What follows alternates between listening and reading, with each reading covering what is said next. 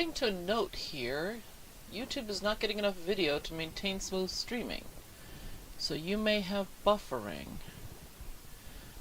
I'm not sure what has changed, so I apologize if this is bad, and I will mention this again in a few minutes. I'm kind of stuck, so we're just gonna have to kind of go with the flow today, and I will try to get the problem fixed for next time, okay?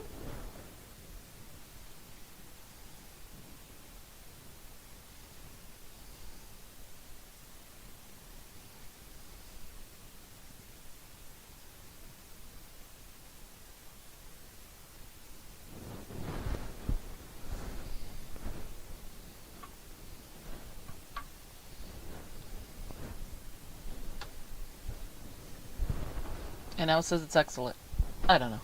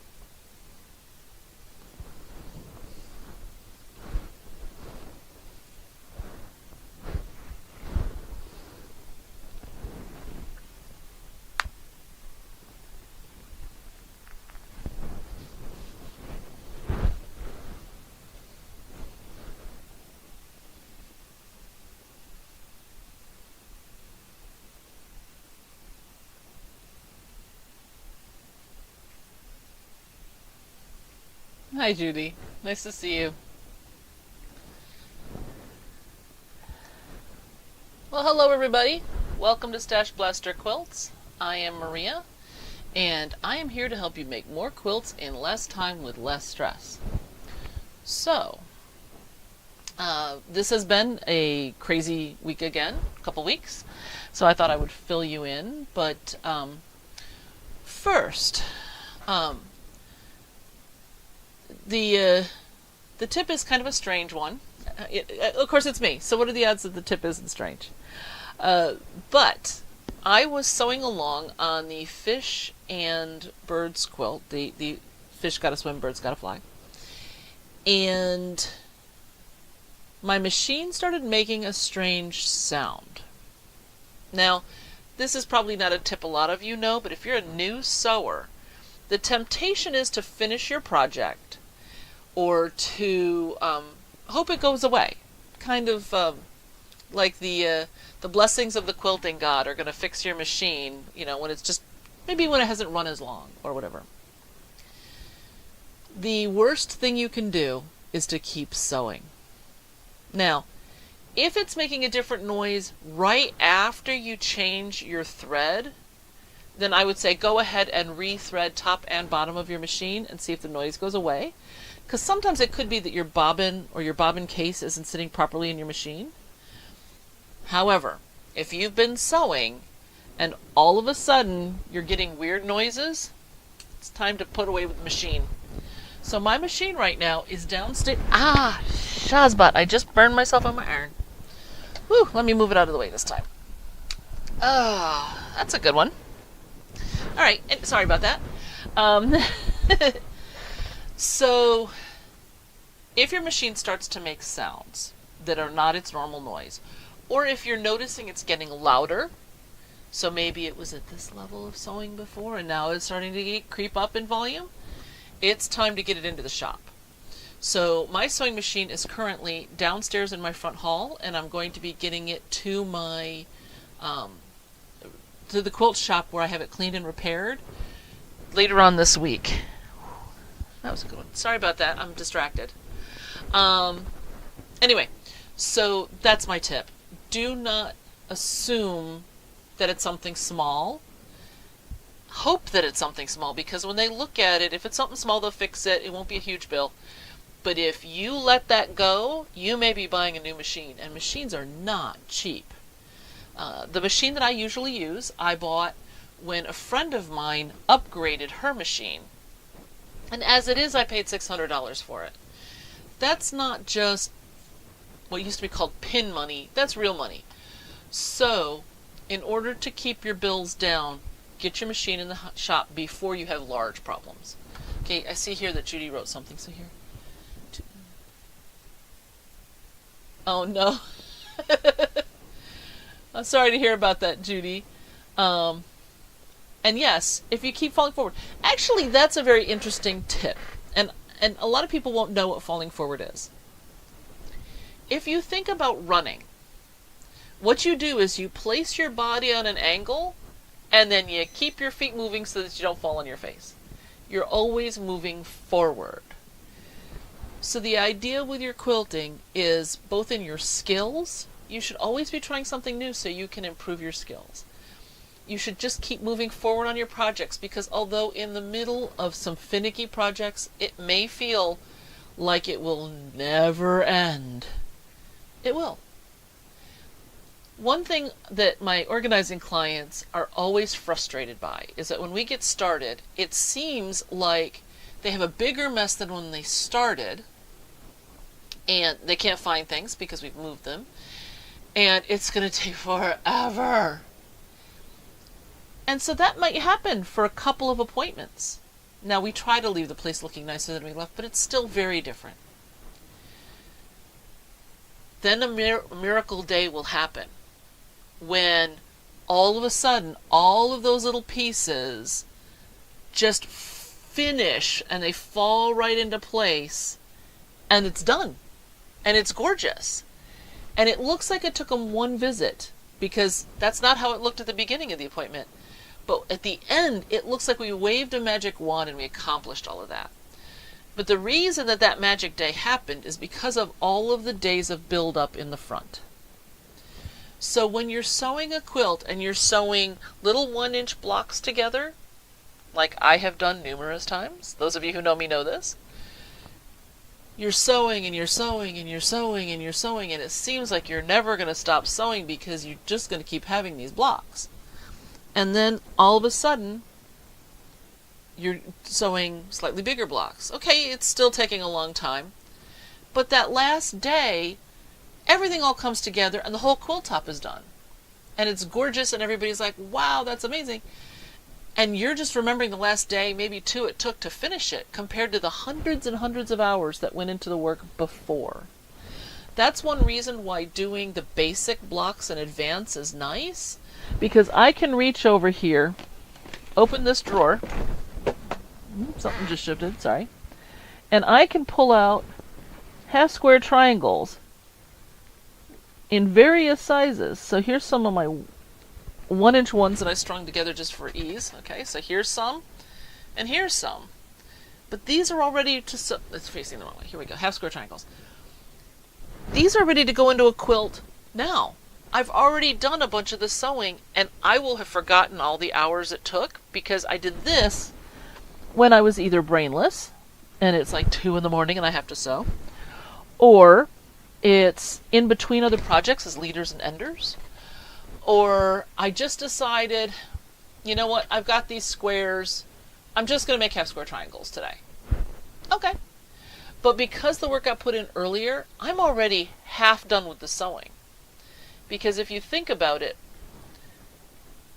that first pair of seams, all those small pieces you put together, that's half of your seams in your quilt.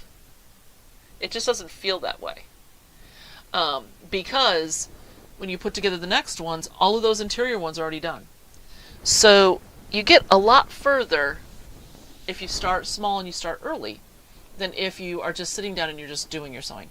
But even if you are, just keep moving forward. It will get faster and faster. You'll be running faster and faster, and then that end of the project will come. So thank you, Judy. Thanks for mentioning falling forward. A lot of people haven't heard that phrase before. So anyway, so that's our tip for today, is get your machine in when the problems are small, and that way you will not spend all of your money on a new machine. You'll be spending it on fabric or on patterns, or even if it's on the machine, it'll be on multiple cleanings, which it also needs. So it's a good way to spend your money. Okay, so mystery quilt time. We have finished the top. We have made our label.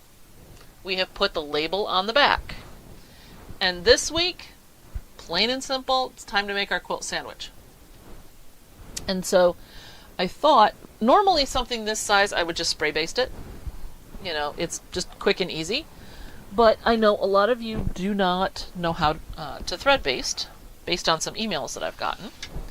And so I thought I would show you how to do that. I just need to shift a couple things here. By the way, if it looks like my face is lopsided, it's probably hard to tell because it's so bright right now. It's because it is. I was on a job the other day, and apparently on this side, you can see this giant big bag here, and all this eye is a little bit shut.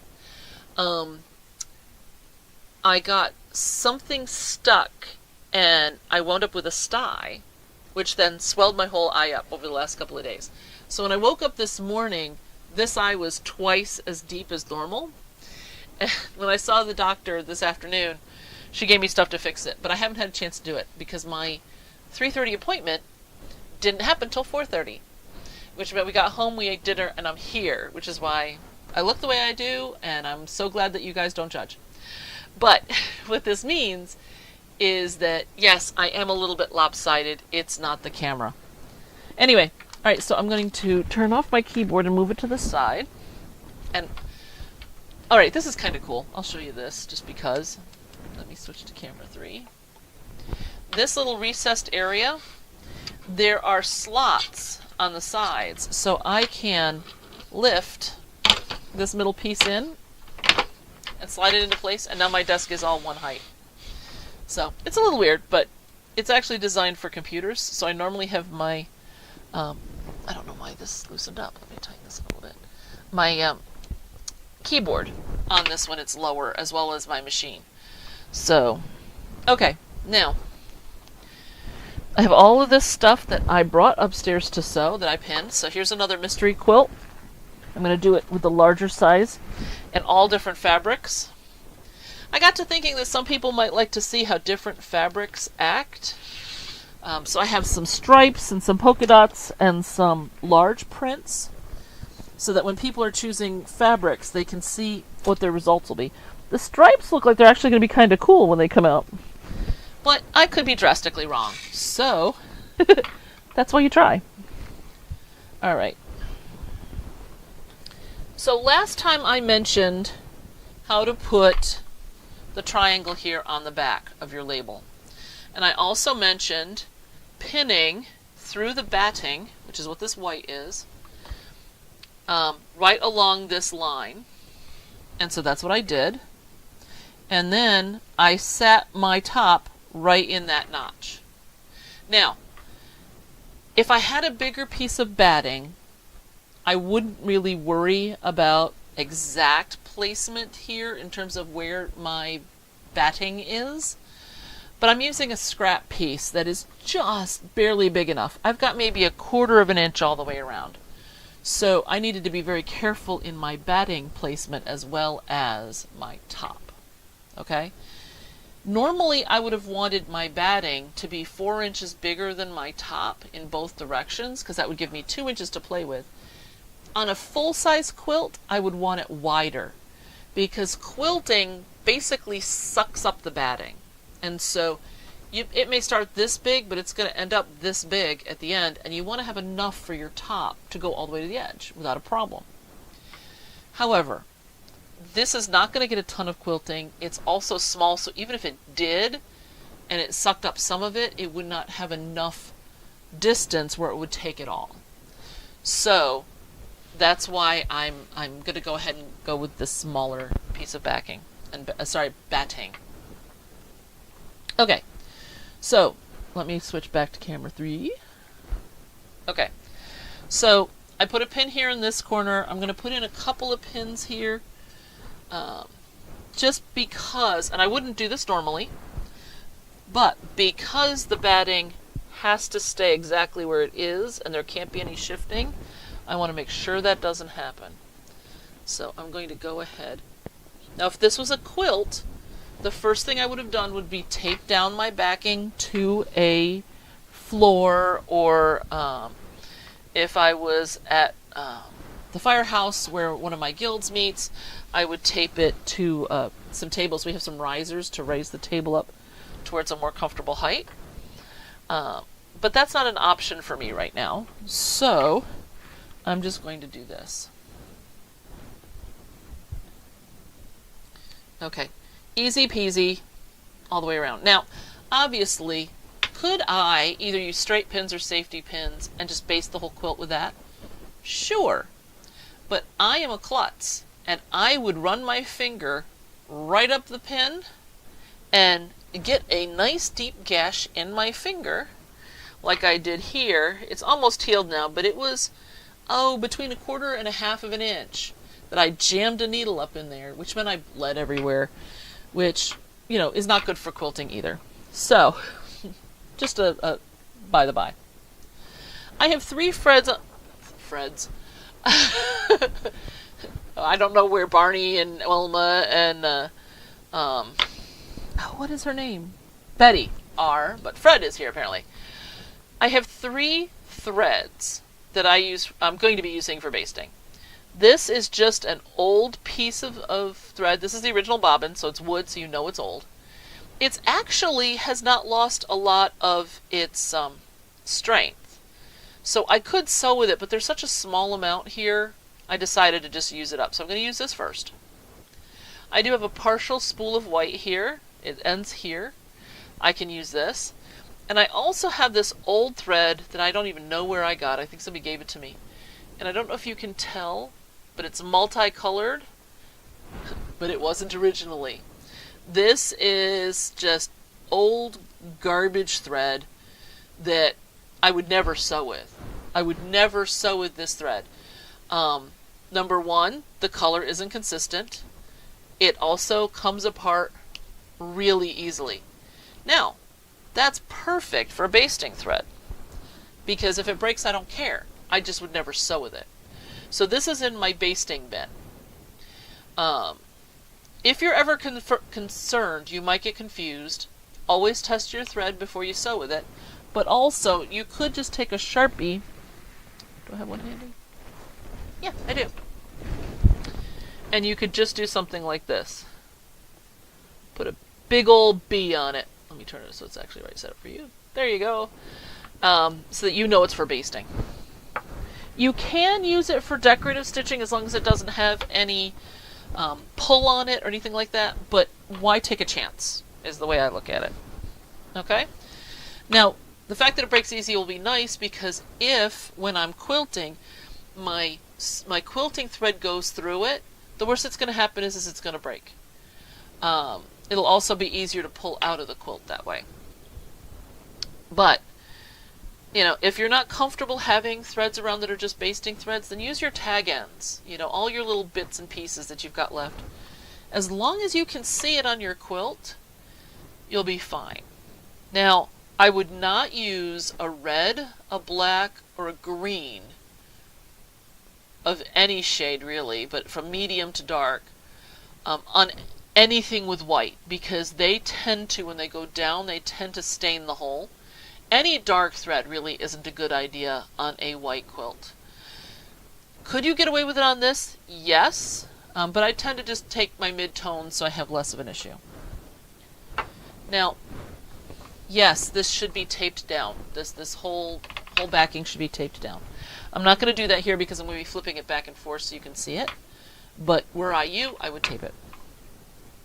Alright, so let's start with this gold thread. I would also recommend a high contrast thread just to make it easier to pick the basting threads out later. Alright, so I am actually going to take the whole thread. I'm going to throw that spool away. Now, you have choices here. Some people like to quilt all in one direction and then all in the other direction. I tend to like doing the diagonals and then the horizontals, or even if I'm only going to do the horizontals and verticals, I start in the middle. So I'm not going to put a knot on this. Okay, this is just the end of the thread. Okay, because I'm not going to pull it all the way through. I'm going to start here, oops, in the middle, and I'm going to, now this is going to be hard because there's so many seams in this middle. So just kind of keep that in mind. So the thing I like about the curved needle is it comes right up on the other side. I'm not having to use as much finger strength. Now, I've just got to get this tugged through. Alright, and I want to leave a nice long tail here at the end, okay? Now, I'm just going to work my way to the corner, down, and I can feel it up against my table, so I know when to turn the needle back up. Now, I have thinner curved needles. This one is handy, which is why I'm using it. But you can use any other kind you want. Like I said, you can always use safety pins. I have a ton of safety pins. I used to safety pin all my quilts. But my fingers got super sore, and I don't like trying to quilt around the pins or trying to remove them right when I'm near where I'm going to be stitching, and it made my fingers really sore. I know there's tools to help with that, but for the most part I don't do that. I will sometimes, if I'm in a crush, safety pin it, and then once it's safety pinned, I can put it on a table like this and not have to worry about taping it down, and go ahead and thread baste it then, because the safety pins will hold all my layers together. Okay, almost there. It's the nice thing about a small quilt is it doesn't take too long to get to your corners. Alright, so when I get to my corner here, I'm going to remove this pin so I don't impale myself. Always a good choice. There's my needle. Alright, I'm going to take my forward stitch here, but it's going to be a small one. Yep. Hold on, you can't see. There we go. Okay.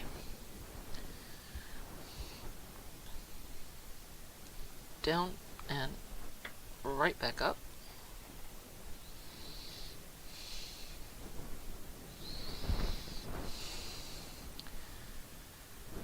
Alright, now I'm going to pull my thread backwards so that I have a short piece here now that I'm working with, because I'm going to want this extra thread to go the other way.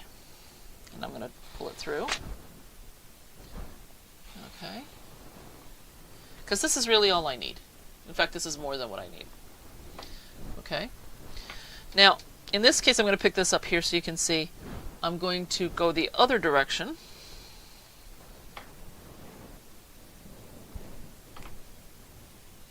And then one kind of in the middle.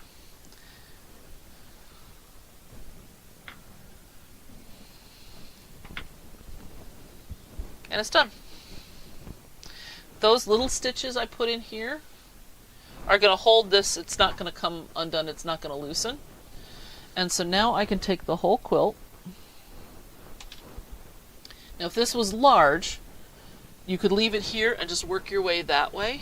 But because it's small enough, I'm going to spin it.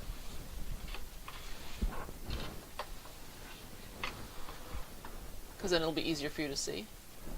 And I'm going to work my way this way. So I take my needle.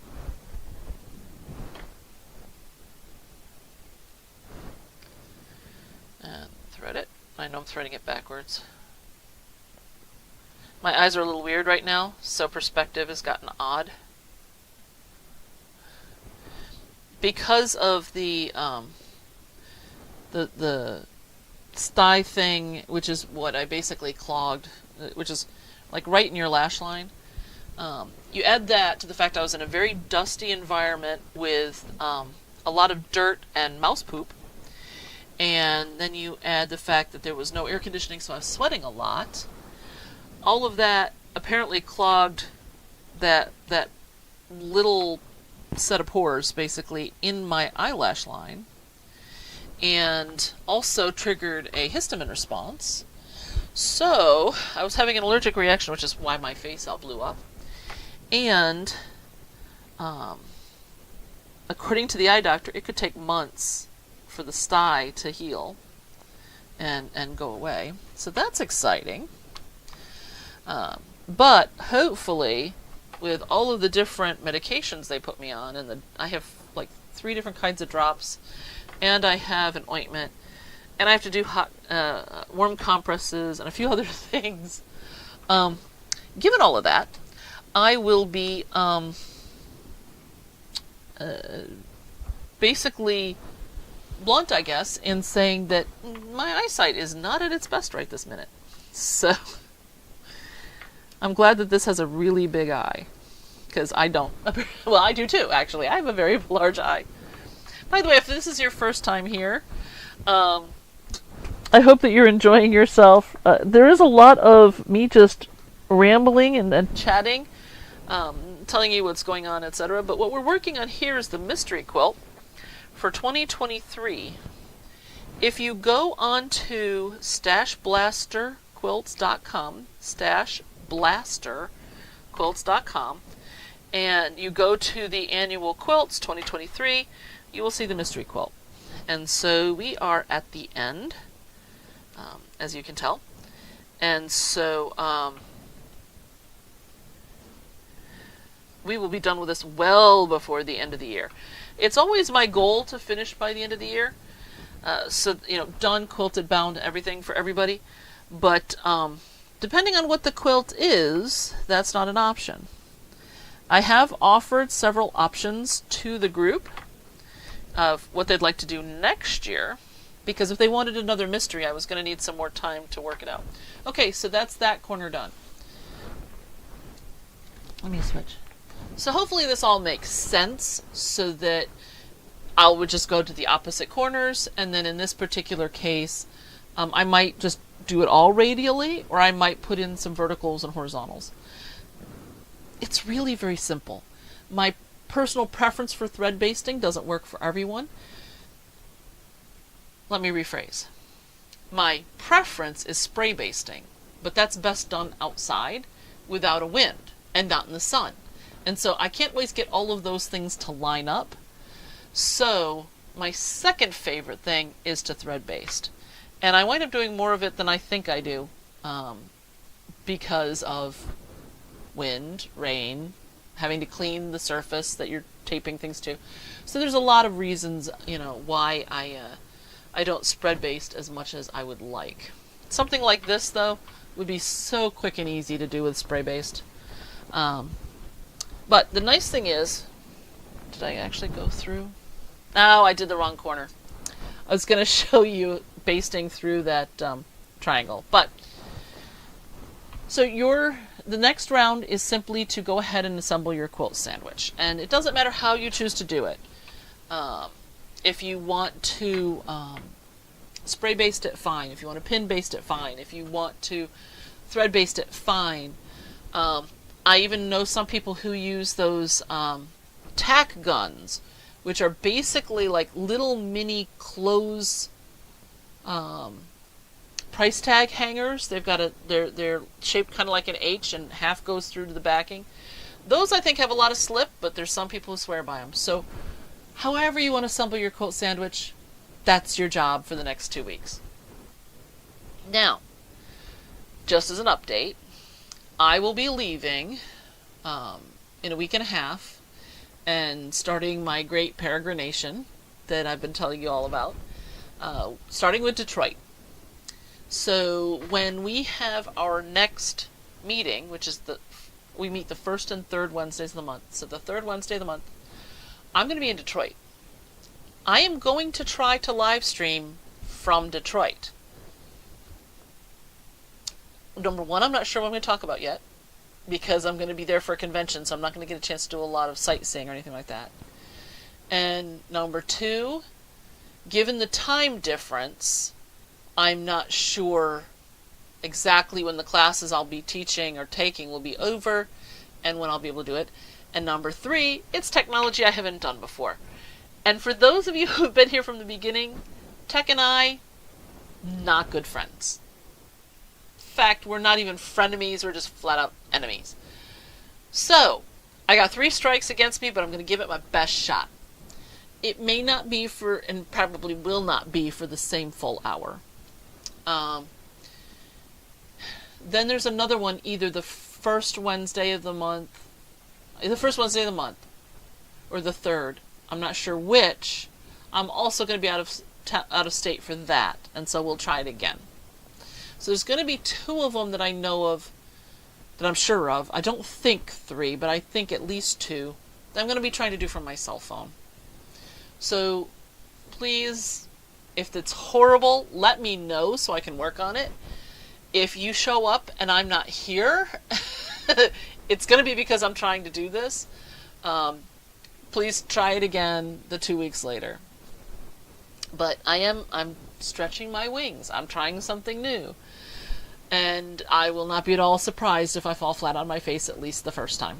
So I will really appreciate your patience, goodwill, and not calling me too many names. So that's that. Next thing to talk about is the Fish and Birds quilt. So because my machine started making some weird noises, I had to stop sewing on it. But I thought I would show you what I've done so far. I have not gotten my threads buried before I got on with you today, like I normally do. But I thought you might like to see. Alright. So, I didn't get very far. You can see the scales. I think those have come out very well. However, I'm only halfway through this section. Now, I'm not going to do the nose. Here's the nose. Not with the same clamshell type scales, when you look at fish, usually the face is very, very smooth, and then it breaks out into scales further back. So I'm going to break out my scales at this dividing line here. Actually, I don't think I can raise it any higher. Let me see if I can move this so you can see more of him all in one shot. There we go. Okay. Alright. So I'm going to carry these scales up to here. Now, unfortunately, this is a fairly large wedge, and I'm not sure exactly how I'm going to quilt that.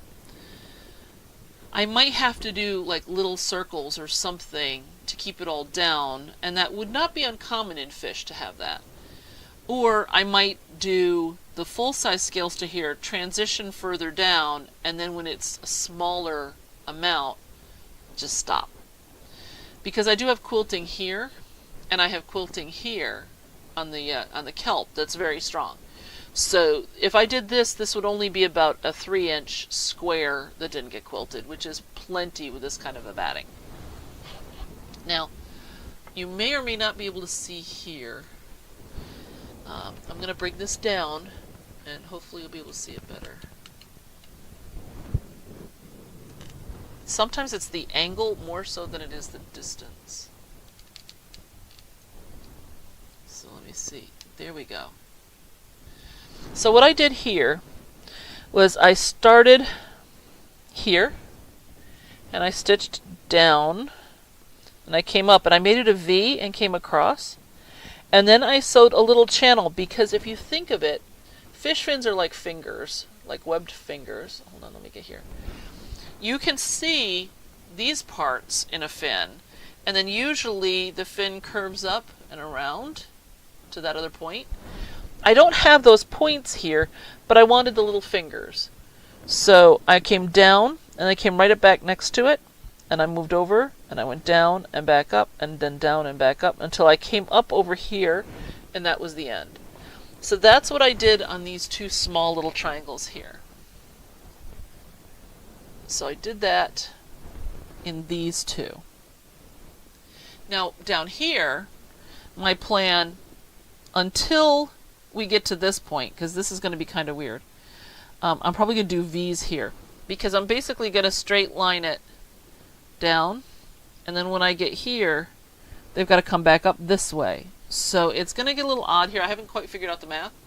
So what I'm going to do is I'm going to take some press and seal, or a clean piece of acetate, or a page protector, something. I'm going to put it over it, and then I'm going to sketch out kind of what I had in mind.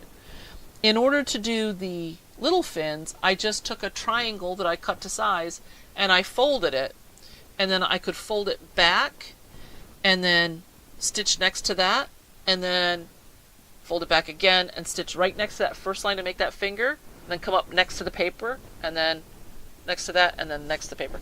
So that's how I did it, so it'd be fairly regular. And I think it worked out pretty well. Okay, I see something else got added here. Oh, thank you very much, Judy. I appreciate that. I think the scales came out pretty nice. They're irregular. They're not perfect. Could I have either drawn them on perfectly, or drawn registration lines, or chalked out lines, or something like that? Sure. But you know what? I'm going very organic with this quilt. I did the pebbles, and they turned, some of them are Franken pebbles. That's fine. Same thing here. Fish scales, although they look like they're perfect, often aren't. Sometimes they're missing. So I think that overall it's going to have a nice effect. And if they're a little bit different, it's fine. That's nature for you. So, but thank you. I really appreciate that. But that's as far as I got. I got that slightly less than halfway on that light orange strip when my machine started making those noises. And it was kind of like a half of a hum and half of a thump. So I was sitting there going, not good. And that's why I stopped sewing. I did push it as far as the end of the row because I was like 3 scales off. And it made the noise again, and I'm just like, okay, that's it. I'm done. So hopefully I will get it in this week. I doubt I'll get it back before I'm back from Detroit. So it's probably going to be a couple of weeks at least. Well, at this point, 3 to 4 weeks before I have it back. Now, do I have other sewing machines? Yes, I do. Am I going to set one up? Yes, I am. Am I going to sew on this quilt with a different machine? No, I'm not. Whenever possible, I do not like to switch machines mid-project. My 1/4 inches are pretty good, but there are different places on different machines. I've gotten used to how this quilt is going through this machine. So my personal preference is not to switch. So this quilt, other than me burying the 4 and 6 ends, whatever it is that I have for the work I've already done, this quilt isn't going to get touched until that machine is back and fully operational again. It's just my personal preference. Now, I do have 2 bins worth of stuff here. I have all of this ready to sew, all pinned and ready to go. One is the summer challenge quilt that I'm doing, and the other is the mystery quilt in the 6-inch size. So, well, 9-inch block, sorry, size. So I can pull out another machine and do it with these. Did I start these on a different machine? Yes, but I'm not. While my preference would still be to wait, if I don't sew something because of the stress that I have with all this travel and prep, somebody's going to get hurt. It's probably going to be me, but it's one of those things. So I will go ahead and complete these because, well, I don't know that I'll complete them, but I'll work on them on the other machine. Partially because it is straight 1/4 inch seams. I can practice on a couple of leaders and enders and then sew the seams. But the big quilt here, this is all free motion quilting. So I really need the feel of the right machine. Plus that one has the deck on it, which gives me a bigger surface area for the quilt to be on. And so it makes quilting easier. The machine that I'll be doing this on only has, this much sewing surface for the pieces, which is fine for piecing, but not for quilting. So that's that. Okay. There was something else I was going to talk about. What else was I going to talk about? I just lost it.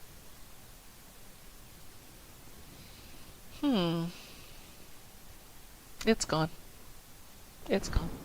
I apologize for that. Normally I know what I'm going to talk about and I have it written down somewhere, but I did not get a chance to do that because I was at the eye doctor. So it is also, I'm not doing any sewing today because until this eye settles down, I can't focus. So the joys of life, right? Anyway, so this is that quilt. What else was I going to talk about? Oh, so if this is your first time here, you're probably looking at the fabric behind me and going, oh my god, that's a lot of fabric. Confession time. That's a lot of fabric. This is my fabric wall. Normally you don't see this because it's behind the design walls that I made. But my stepmom was here to visit, and don't do that. I'm trying not to touch my eyes, sorry. She came to visit, and she was talking about putting in a curtain in her bathroom, and she said, where do you think I could get some fabric? And both the men in my house burst out laughing.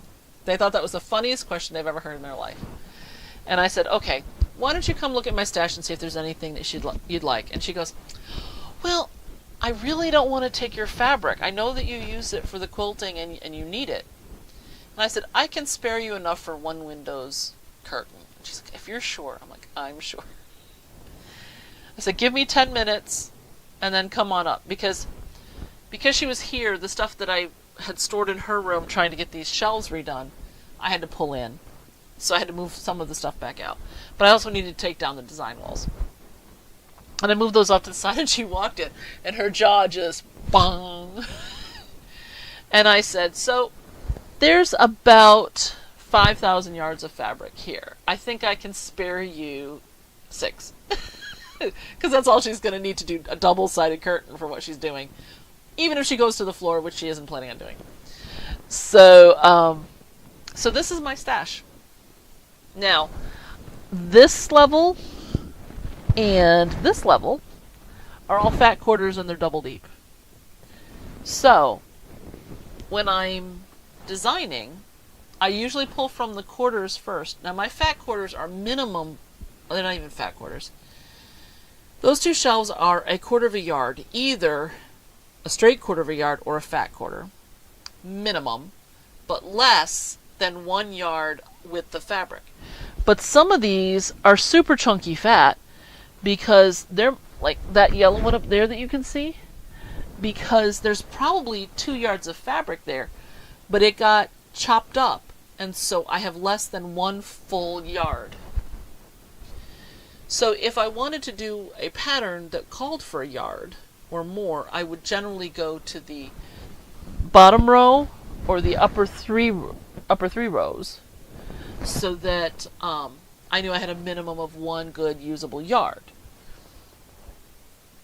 However, since I do so much scrappy stuff, it's kind of nice to just be able to come to the red section and just pull out a whole boatload of different reds and know that I've got somewhere between 1/4 of a yard and a yard.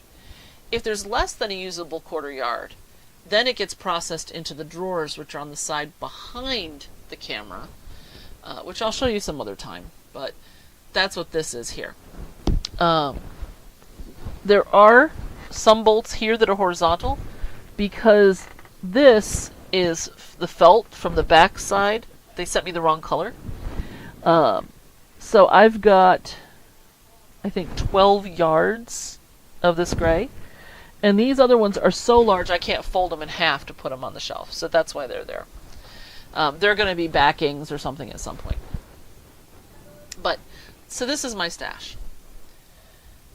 There's, I was watching Karen Brown on Just Get It Done Quilts, and she was talking about sable.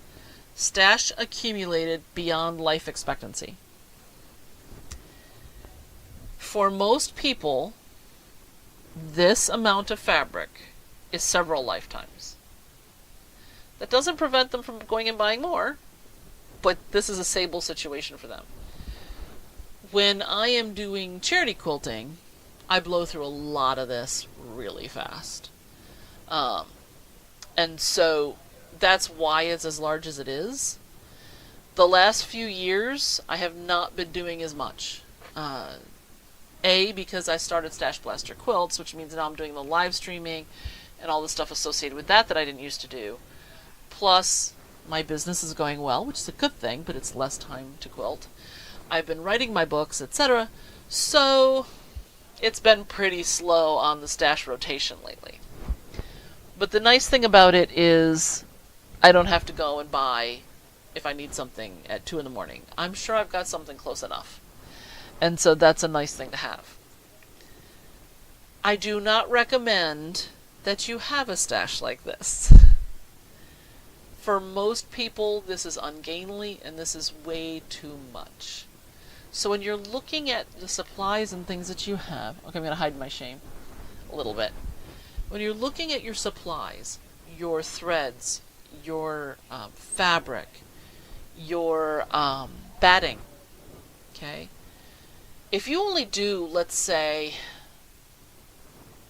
2 crib quilts a year, buying a roll of batting, while it's less expensive per yard and therefore per quilt, that takes up an awful lot of real estate in a normal sewing room. Sometimes it's smarter to spend a little bit more for smaller size and have it be manageable and not leave you to where you're trying to work in this tiny little cubbyhole of space. So I just want you to kind of think about that just for future buying. We've talked about free tables here before. If you have a free table at a guild that you belong to, that is a great place to drop off stuff you never want to see again and to pick up maybe those things that you're missing. One thing that I love the free table for is colors I wouldn't buy for myself. I am not an orange person, but if you look here, I have 2 stacks here, 2 deep, that's 4 of just orange fat quarters, and I have 2 of the upper shelves full of at least yards of orange. Now, some I've gotten off the free table. And what I usually do is I put other stuff on when I take stuff off. But another thing that happens is because people know I quilt as much as I do and I do as much charity quilting as I do, I come home and I find bags of stuff on my front porch. Or on my chair at the Quilt Guild, which is kind of funny because people will wait until I leave to go to the bathroom and then they'll put like a baggie of scraps on my chair, which is kind of funny. So since actually, here's an answer to your question, Judy. I always pre-wash fabric because so much of it gets donated to me. I don't know what's been pre-washed and what hasn't. So, every scrap of fabric that you see here has been washed on hot and dried on high. I want to make sure that I've gotten as much of the shrinkage out of it as I can. Now, can I guarantee it? No. Fabric will continue to shrink the more times you wash it. That's why, although it's fun to say that you must have dried your jeans too long in the dryer and that's why they don't fit anymore, there is a small modicum of truth to that it is possible that, yes, it shrunk in the dryer. But after you've washed it a few times, the amount of shrink is minuscule, so it's not a really good excuse. But it's still a valid excuse, kinda, sorta. But what I don't want to do is put together a quilt and unknowingly have an uneven balance of pre-washed and unwashed, and to have things shrink unevenly. That is a real problem, especially if I'm doing a commission style quilt and they want me to use my stash. I do that sometimes. Somebody will say to me, okay, I will pay you X amount per yard, but I want you to use a huge selection. I will ask them, is it okay if I pull that yardage from my shelves? Now, does that mean that I spent a little less on that fabric? Potentially, but I can have a lot more variety. I'm not spending a lot of time shopping, which is something that I charge for. And really it's a nice balance. Plus, I know everything is pre-washed and things, so if it's going to be a baby quilt, or it's going to be a quilt that's going to see usage, not just hung on the wall, not just packed away because it was a wedding quilt, something that's going to see usage, I want to know that the shrinking is going to be proper and even. So yes, Judy, that's why I wash them first. I do use Retain, which is it helps set the dye in the fabric, and I use color catchers for any that the Retain doesn't get. I only use Retain, though, because I have an old-fashioned washing machine. If you have a high-efficiency washing machine, you cannot use Retain in your machine. It will gum up all of those little tiny hoses that make it high efficiency, and you will have to buy a new machine, because they can't replace all those hoses, and it's just a nightmare. You can still use your Retain in a bowl. I will do that with some scraps, where I will put it on hot, get hot water in my metal bowl, my big metal bowl. I'll put on gloves because it's too hot to handle. I'll put Retain in there. I'll put the scraps in there. And that's usually because I just have a few. If I have a lot of scraps, they go in lingerie bags in the washing machine. But if I've only got, let's say, a gallon of scraps that I've gotten at this particular time, I'll just do it in my kitchen sink.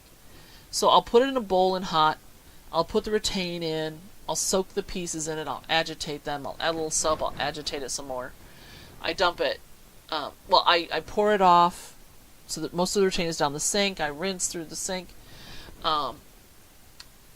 At that point, I might throw them in the dryer, but I'll often press the fabric dry, which is also going to give me that shrinkage. So it depends on how you want to handle it. But for me, washing machine, Retain, a lot of fabric all at once, done. And since it's done on hot and high, I'll get most of the shrinkage out of it. Okay, so that's that. By the way, your thread can also lose its dye. I was mentioning, like, if you baste with red thread on a white quilt, you might have it where it dyes the hole, and then you have all these little tiny red dots everywhere. That happens because the dye in the thread isn't color fast. You're not going to want to undo a whole spool of thread. You can't possibly retain it properly. You start having some real problems. Now, I have known people, I know I'm not supposed to do this, I'm sorry, I can't help it. I have known people that will soak the thread in Retain and in salt water. I have not done that myself. I don't know if it's at all valuable. And they swear that'll make it color fast in the long run, and then they'll blow dry it. You can do that with 100% cotton thread, but if you have a blow dryer on hot or a heat gun on high on polyester thread, I think you'd probably melt it. So if it's 100% cotton, you probably could blow dry it until it was dry all the way through, or bake it, maybe even microwave it. I have no idea how they get it dry enough, because I'd be afraid it would mold in the middle. But I've had some people tell me that it works for them. I prefer to err on the side of caution, and so I use red thread on red quilts, period. I will use really dark blues and greens on dark blue and green quilts, period. Or if it's a multi-shade of blue, and if I'm using a dark thread for quilting, that's fine. I tend to use, for my piecing, white, light gray, dark gray, black. Simple. Sometimes a cream if I'm doing a cream and I don't want the white. I will often quilt in cream or white. But that's just because that's my preference. If you are quilting with a strong color and you quilt perfectly, then you don't have to worry about the dye in the holes, because it'll be covered, because the needle will have gone through the threads there. It's not a problem. But you've seen how I work. I'm not worried about perfection. I'm worried about the concept. I'm worried about getting it done, right? Because having too many UFOs on your brain will drive you insane. I'm worried about things like color and stretching to try new things and those kinds of things. I am not a perfect quilter, especially on the machine. I'm not too bad by hand. I'm slow, but I'm not too bad. I am a poke and puller, not a rocker. So, I'm going down and back up a lot. I've done multiple quilts, some huge. My sister-in-law's super wedding ring, super king size double wedding ring quilt was hand quilted. So, I got it done. It was my second quilt ever, so it wasn't done beautifully, but it was done. I hope they still have it. If they don't, they at least have not told me. But it's never going to be the part that I enjoy the most. It's just not. I don't like that I can't see where the needle is all the time, and I can't see behind it. So I don't know if I'm matching up properly, and ruler work I could probably do, but if I ever own a long arm machine, it will be computer driven, and it'll do all my edge to edge for me. I don't know that I would do a lot of custom work. Now, I could be wrong. It could be in 10 years, that's the thing for me. I'll have gotten enough experience, I'll have had enough practice, and I'll be like, you know what? I am really loving this quilting thing, and that's what I want to do. But I'm not really seeing that happening. So I don't see a long arm in my future. if I have a quilt that needs to be quilted nicely, I pay for it. I have a couple of quilters that quilt for me, and so when I have clients, I'll give them the choice. I said, I can do it, but it's not going to be beautiful. It's going to look rustic. It's going to look like you quilted it. Or I can take it to a professional long armor and it'll come out gorgeous. Which would you prefer? And they tell me, and then I price it accordingly. And then they say yes or no. So that's how it works in this business for me with my custom quilts. But you know, rustic is okay. It's okay. Just like with your fabric selection, some fabrics are more rustic, more country. For example, Debbie Mum, she does beautiful fabrics with her flying angels and things like that, but those are not the same angels that you would get on a different piece of fabric, where they might be these super highly detailed, looks like fairies kind of angels, or something that's hyper realistic. So there's a wide variety out there, and there's a wide variety of quilting out there. If you love the quilting part of this, and piecing is just your way to get to quilt, more power to you. I know several of you, and it's wonderful, because for me, it's the piecing, and then I'm sending it to quilt. One of the reasons that I'm quilting this particular quilt, the Fish and Birds quilt, is I would drive a long armor crazy with this. Because of the fabric selection I had, it came from my stash. And so there's so many different shades of blue, just as an example. And I wanted it thread matched fairly closely. A regular long armor would be miserable doing this. I also wanted to have, you know, the water that went this way, and then the kelp that went this way, and then the fish that go this way, and, you know, the sand which is in pebbles, and then the sand at the top that's in ripples. That's an awful lot to ask of a quilter. And I didn't think that would be fair. Plus, you guys get to watch my struggle. So, you know, win-win. So that's why I'm going ahead and I'm quilting this one.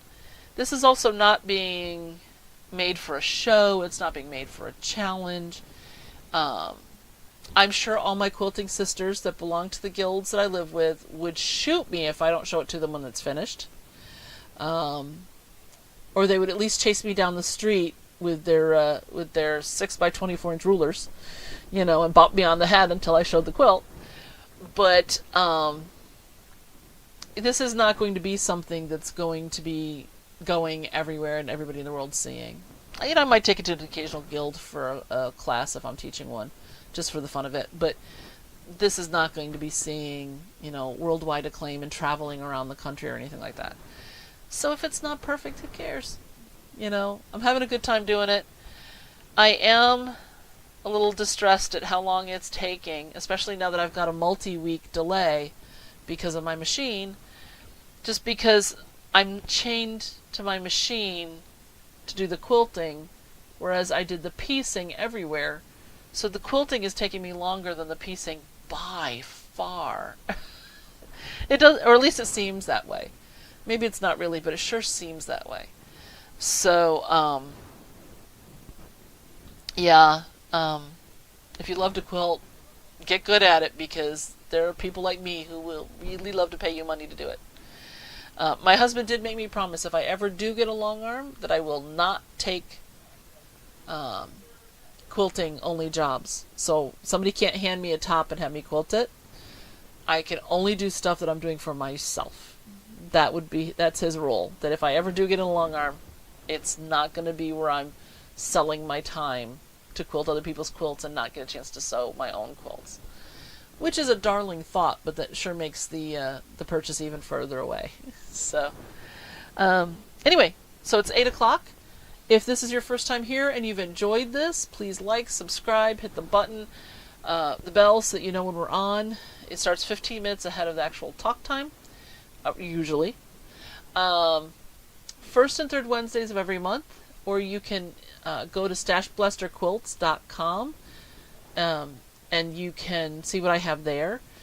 Also, if you go on YouTube to StashBlaster Quilts, you can watch all the old live streams. They're all up under live. There are a few videos there, but the live is where it's at, because I've got almost 2 years there. So, you have a wonderful time. I am hoping to talk to you in 2 weeks per plan. If I don't, please forgive me, and know that I will get back to you as soon as I can. Alright? Take care, and have a wonderful time sewing, and I will see you soon. Bye-bye.